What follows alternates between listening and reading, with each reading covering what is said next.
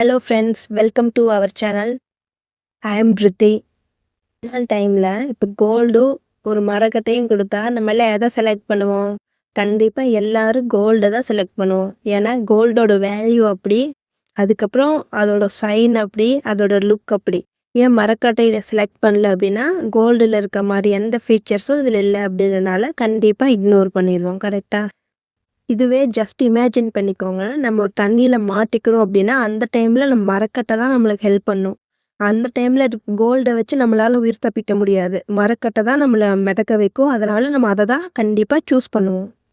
லைஃப்ல கூட அப்படிதாங்க நெறையா பேரு கோல்டு மாரி நம்மள சுத்தி ஷைனா தெரிவாங்களே தவிர, நம்மளோட டஃபஸ்ட் டைம்ல கண்டிப்பா அவங்கலாம் ஹெல்ப் பண்ணுவாங்கன்னு சொல்ல முடியாது. அதுவே மரக்கட்ட மாரி இருக்கவங்க, சிம்பிளா தெரிஞ்சாலும், நம்ம கண்ணுக்கு அவ்வளவா ஷைனா தெரியல, க்ளோவா தெரியல அப்படின்னாலும், நம்மளுக்கு ஏதாச்சும் ப்ராப்ளம்னு வரப்ப அவங்க தான் ஃபர்ஸ்ட்டால நம்மளுக்கு ஹெல்ப் பண்ணுவாங்க. ஆனா நம்ம கண்ணுக்கு மின்னுறது தானே ஃபர்ஸ்ட்டு நல்லா தெரியும். ஷைனா இருக்கிறது தான் நம்மள அட்ராக்ட் பண்ணும். ஆனா மின்னுவதெல்லாம் பொன்னல்லன்ற மாரி, நம்ம நம்ம கண்ணுக்கு முன்னாடி தெரியிற எந்த ஷைனிங்கும் உண்மை இல்ல. எல்லாமே டெம்பரவரி தான். ஆனா நம்மளுக்காக சிம்பிளா இருந்தாலும், ஸ்ட்ரென்த்தா நம்மளுக்கு ஹெல்ப் பண்றாங்க பாருங்க. அவங்க தான் நம்மளோட எப்பவுமே ஸ்ட்ராங்கஸ்ட் பெர்சன்ஸ்.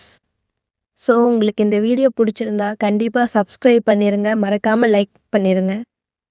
தேங்க்ஸ் ஃபார் வாட்சிங்.